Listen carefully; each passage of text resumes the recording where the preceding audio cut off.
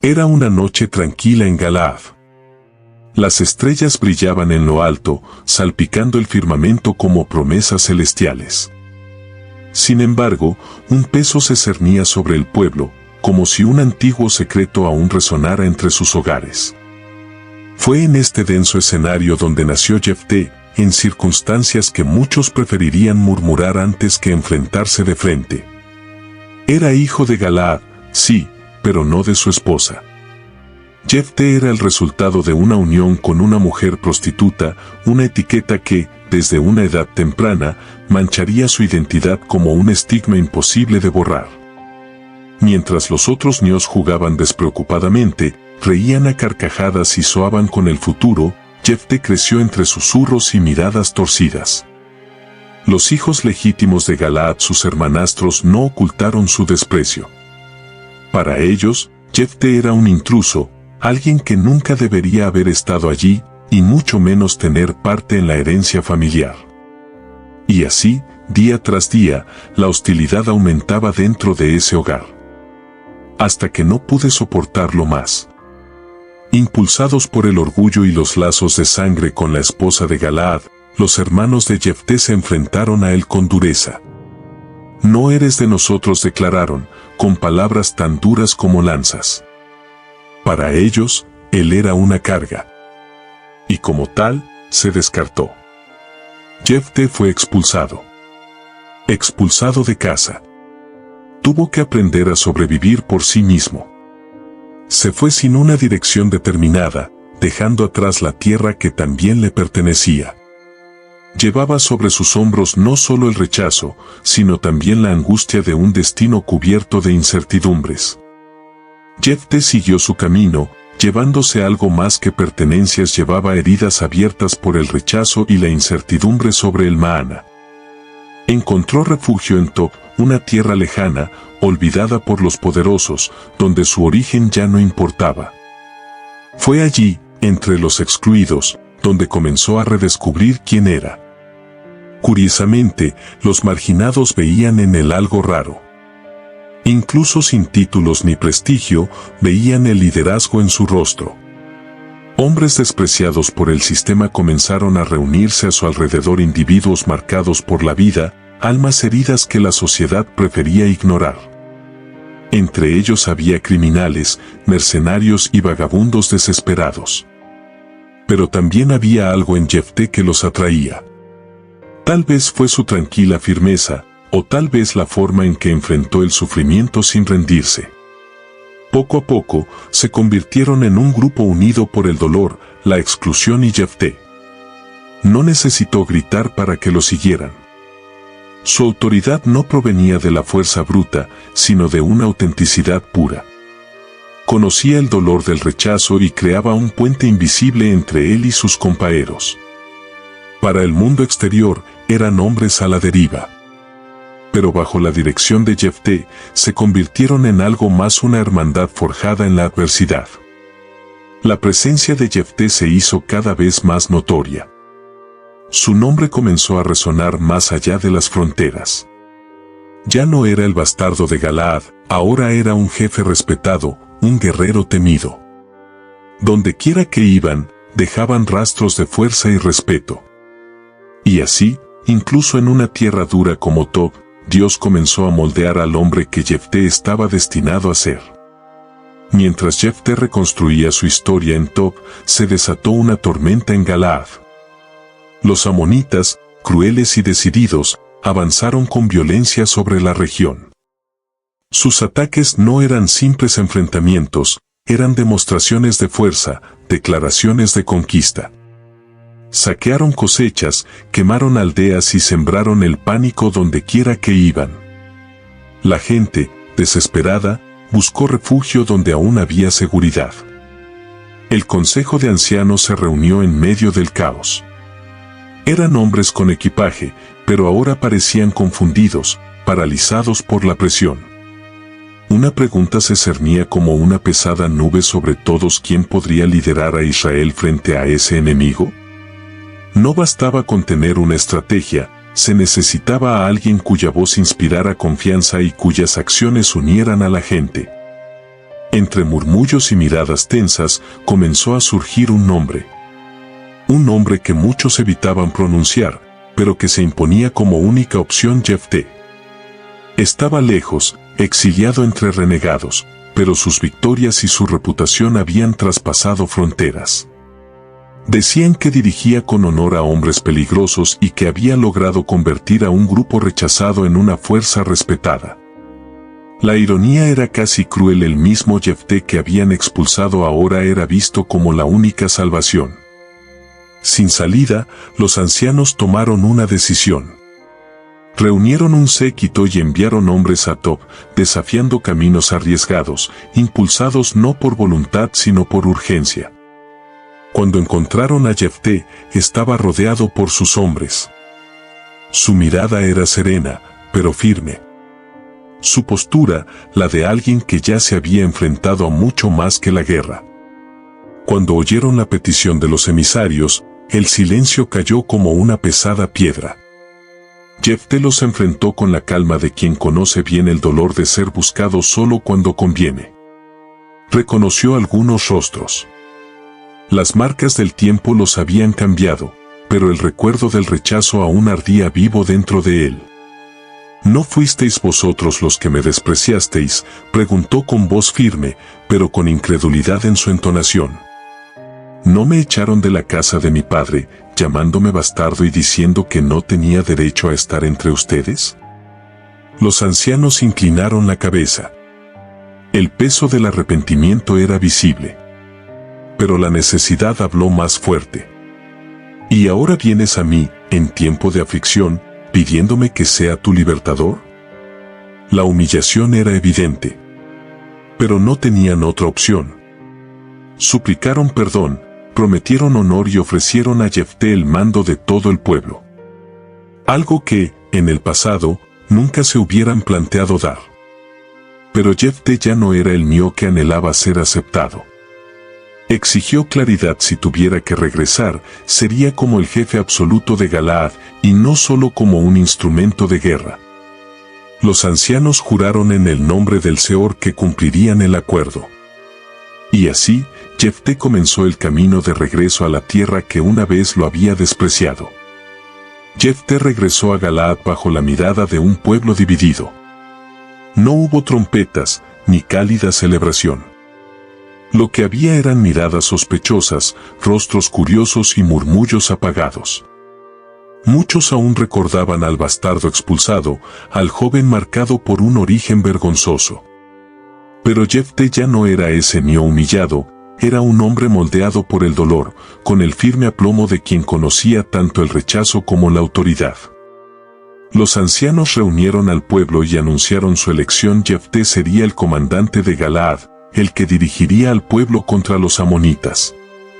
Aceptó el trabajo, pero sabía que el verdadero liderazgo no se demostraba con nombramientos, sino con acciones. Antes de empuñar la espada, Jefté eligió el camino del diálogo. Envió mensajeros al rey de los amonitas con una propuesta de paz. No por miedo, sino por discernimiento. En su mensaje, argumentó sabiamente, utilizando la propia historia de Israel como base. Esta tierra no les fue quitada a ustedes, sino a los amorreos, que el Seor dio a nuestro pueblo. ¿Por qué ahora, tanto tiempo después, quieren tomarlo por la fuerza? Fue un intento justo, respaldado por los hechos. Pero al rey de los amonitas no le interesaban las discusiones ni la justicia, sino el dominio. La respuesta fue el silencio de la arrogancia, seguido de la certeza de la guerra. Al recibir la negativa, Jefté no se desesperó. En su corazón, ya sabía que esta confrontación era inevitable. Pero antes de marchar a la batalla, se retiró por un momento de búsqueda espiritual. Solo, en silencio, sintió el peso de la llamada sobre sus hombros. No fue solo una pelea territorial, fue una guerra espiritual, un momento decisivo para toda una nación. Fue entonces cuando, en un acto de profunda fe y urgencia, Jefté hizo un voto al Seor. Si entregas los amonitas en mi mano, el que primero sale de las puertas de mi casa a recibirme, te lo ofreceré como ofrenda.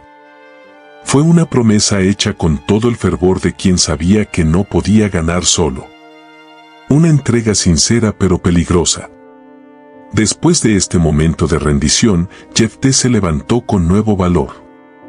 Reunió a sus hombres, aquellos que habían aprendido a confiar en él en las tierras de Tob, y partió hacia el campo de batalla. El enfrentamiento se acercaba. Los campos estaban listos, la atmósfera cargada con la tensión de lo inevitable. Los amonitas confiaban en su superioridad numérica y brutalidad. Pero Jefté marchaba con algo que no entendían: la presencia del Altísimo y la seguridad de que su pacto con Dios había sellado un propósito mucho más grande que cualquier guerra.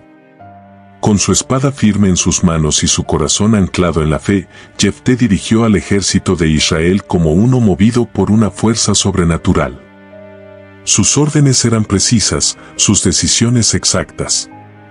Cada golpe parecía ser guiado desde el cielo. La batalla fue intensa, pero la victoria fue completa.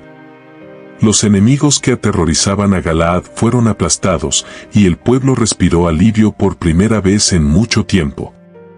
La noticia de la liberación corrió como la pólvora entre los campamentos. Jefté era ahora más que un líder, era el instrumento de la liberación. Pero mientras los guerreros cantaban y la gente festejaba, Jefté no sonreía. Había un sonido que ahogaba todas las alabanzas en su mente: el recuerdo del voto. Sabía que la verdadera batalla aún le esperaba. El camino de regreso fue lento, solemne. El pueblo se preparaba para recibir al héroe con exaltación, pero Jefté cargó con un dolor que nadie vio. Cada paso lo acercaba más al momento decisivo. ¿Quién sería el primero en salir por esa puerta? Y entonces sucedió. Cuando vio su casa, vio que se abrían las puertas. Y el que corrió a su encuentro no era un siervo ni una bestia, era su hija. Su única hija. Bailó al ritmo de las canciones de victoria, celebrando el regreso de su padre. Su rostro brillaba, sus brazos abiertos en un abrazo de pureza y alegría. Pero para Jefté, esa escena cayó como una tormenta. El mundo a su alrededor parecía desmoronarse. Lo había prometido. Y ahora, el precio estaba ante el vivo, sonriente, inocente. Cuando ella se arrojó a sus brazos, Jefté se arrodilló, abrumada por el dolor. Su voz, una vez firme, salió temblorosa. «Hija mía, me trajiste la mayor alegría, pero también la angustia más profunda. Hice un voto al Señor, y no puedo romperlo». Ella no gritó. No huyó. Se limitó a mirar a los ojos de su padre con una comprensión que lo desarmó. «Papá, si lo has prometido al Señor, cúmplelo. Pero dame 2 meses para llorar mi virginidad en las montañas con mis amigas». Había algo sagrado en sus palabras. Jefté consintió. Y durante 60 días vagó por las colinas. Lloró no solo por lo que no viviría, sino también por la carga que llevaba su padre. Y cuando se acabó el tiempo, regresó. Con pasos firmes, se rindió al destino sellado por la fe de su padre. El voto se cumplió. Y un pesado silencio se apoderó de Galaad. La victoria fue incontestable, pero ninguna canción fue tan fuerte como el lamento que resonó dentro de Jefté. La tregua en Galaad fue breve. La tribu de Efraín, conocida por su ardiente orgullo, pronto se rebeló. Cruzaron el Jordán en masa, con armas en las manos y tristezas en el corazón. Cuando se encontraron con Jefté, no trajeron agradecimientos, sino acusaciones. ¿Por qué no nos llamaste para luchar contra los amonitas? Ahora quemaremos tu casa contigo adentro. Las palabras eran veneno. No vinieron por justicia, sino por vanidad herida. Jefté, sin embargo, no fue conmovido. Los miró con la frialdad de quien ya conoce el sabor del rechazo y respondió: ¿Dónde estabas tú cuando Israel clamó por ayuda? Luché porque no se presentó nadie. Y ahora, que el Señor nos ha dado la victoria, ¿vienes a exigir reconocimiento? La discusión se intensificó y, una vez más, las palabras incendiarias se convirtieron en espadas. Estalló una guerra interna, hermanos contra hermanos. La tierra, que había sido el escenario de la liberación, ahora estaba teñida con la sangre de la división. Jefté triunfó de nuevo. Pero esa victoria no trajo gloria, solo peso. Cada conflicto ganado dejó una cicatriz más profunda que la anterior. Se había convertido en el libertador de Israel, pero no sin pagar un precio. Asumió su papel de juez del pueblo y permaneció al frente durante 6 años. Era una época de relativa tranquilidad exterior, pero de tormento interior. La paz conquistada ocultó el silencio de un hombre herido, no por el enemigo, sino por las pérdidas que arrastraba. Jefté caminaba entre el pueblo con autoridad, pero sin júbilo. El respeto que recibía iba acompañado de miradas silenciosas, miradas que sabían el sacrificio que había hecho, pero no podían aligerar la carga que lo acompañaba. Su casa, que alguna vez fue un símbolo de promesa, se había convertido en un espacio de recuerdo y vacío. Aún así, Jefté fue fiel hasta el final. Gobernó con justicia, no por ambición, sino por convicción. El que había sido rechazado por su origen se convirtió en un hito en la historia de Israel, una prueba viviente de que Dios no elige a los capaces, sino que empodera a los que Él elige. Su silencio decía tanto como sus actos.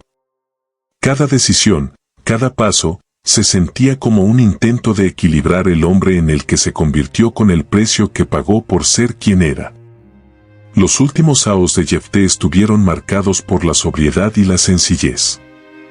No buscaba aplausos ni anhelaba el reconocimiento humano. Pero su historia ha permanecido viva, resonando a través de los siglos como un testimonio de valentía, renuncia y fe que desafía el entendimiento humano. La vida de Jefté parecía portadora de un misterio que susurraba verdades profundas mientras gritaba advertencias celestiales. Era un elegido improbable, no por nobleza de cuna, sino por un propósito superior, oculto a los ojos naturales. Dios lo vio cuando nadie más vio valor. Eso en sí mismo es una lección inolvidable. Jefté nos enseña que el rechazo no tiene por qué definirnos, sino que puede prepararnos. Lo que el mundo desprecia, Dios lo transforma en un instrumento. Expulsado, humillado y olvidado, encontró en el dolor el camino de su destino. Su liderazgo no nació de títulos, sino de las marcas dejadas por las batallas silenciosas que libró en solitario. Pero su trayectoria también conlleva una advertencia. Su voto, aunque sincero, fue apresurado. Y la consecuencia fue irreversible. El sacrificio que hizo se convirtió en una herida abierta en el corazón de su historia. Nos recuerda que incluso las promesas hechas con buenas intenciones requieren discernimiento, porque las palabras ante Dios tienen un peso eterno. La entrega de su hija no es solo un asil de dolor, sino una sombra que se cierne sobre cada uno de nosotros cuando hacemos alianzas irreflexivas en medio de la aflicción. Su obediencia fue extrema, pero también nos llama a rendir cuentas. La fe no anula la sabiduría. Los compromisos con Dios deben ir acompañados de temor, comprensión y madurez espiritual. Y, finalmente, Jefté nos deja el retrato de una llamada divina que no es fácil ni romántica. Es profundo, real, doloroso y necesario. Su vida era como un mosaico compuesto de renuncias, superaciones, victorias externas y pérdidas íntimas. Nos invita a reflexionar sobre cuánto estamos dispuestos a obedecer, incluso cuando el costo parece demasiado alto. La historia de Jefté no termina con fiestas ni coronas. Se desvanece en el tiempo, como una brisa cargada de recuerdos, dejando un legado de lecciones que atraviesan generaciones. Fue elegido, no por apariencia, sino de corazón. Un recordatorio de que el Señor ve más allá de lo que el hombre ve. Jefté nos inspira a convertir las heridas en fortaleza, a ver un propósito donde solo había dolor y a comprender que incluso los capítulos más trágicos de nuestro viaje pueden ocultar revelaciones divinas. Su historia sigue viva en las decisiones difíciles que tomamos, en los sacrificios silenciosos que hacemos y en la fe que tenemos incluso cuando todo parece oscuro. Si te ha conmovido esta historia y quieres seguir aprendiendo de personajes que marcaron la Biblia con su fe y humanidad, dale like a este video, compártelo con alguien que necesite escuchar este mensaje y suscríbete al canal. Juntos, exploraremos historias aún más poderosas que revelan la acción de Dios, incluso en las situaciones más inverosímiles.